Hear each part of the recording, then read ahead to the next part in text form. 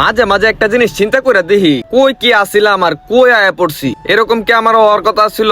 আচ্ছা, আয়া পড়ছি ঠিক আছে, কিন্তু আওয়ার পরে আমি ফেসবুকে একটা পেজ খুলছিলাম, আপনাদেরকে চাইছিলাম দেখামু সবকিছু। এখন আমি যাইতে পেজের মধ্যে ভিউ দেখি কত জানেন? মাত্র 200 আর 300। তাইলে কি এরকম ভিউ দিয়ে কি আর চলবো? ভাই ব্রাদার, আপনারা চালাইলে কিন্তু আসলেই চলবো। যাই হোক, যারা যারা এখনো পর্যন্ত ফলো করেন নাই, লাইক করেন নাই, শেয়ার করেন নাই, অবশ্যই করবেন।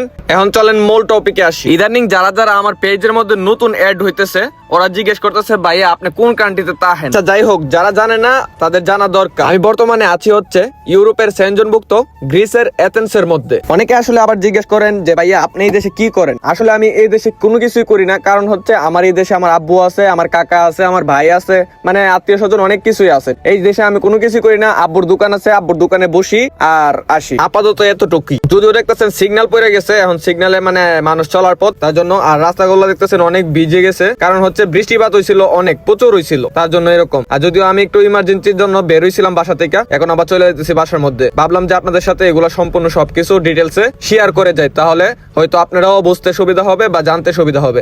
আর এই রুটটার মধ্যে আসার পরে আমার সব সময় একটা জিনিস ফিল হয়, মানে যেমন মিডল ইস্টের মধ্যে আছি, এই গাছটা দেখার পরে বিশেষ করে। আরেকটা কথা হচ্ছে কি, আপনারা কে কোন জায়গা থেকে দেখতেছেন, কোন কান্ট্রি থেকে দেখতেছেন, কোন দেশ থেকে দেখতেছেন, অবশ্যই কমেন্ট করে জানাবেন। আর যারা যারা এখনো পর্যন্ত আমাকে ফলো করেন নাই, অবশ্যই ফলো করে রাখবেন। ইনশাআল্লাহ ভালো কিছু দেওয়ার চেষ্টা করব। ভাই ব্রাদার, আজকে এই পর্যন্ত ভিডিওটা। নেক্সট ভিডিওতে দেখা হইতেছে। সাথেই থাকুন, পাশেই থাকুন, লাইক কমেন্ট শেয়ার করতে ভুলবেন না।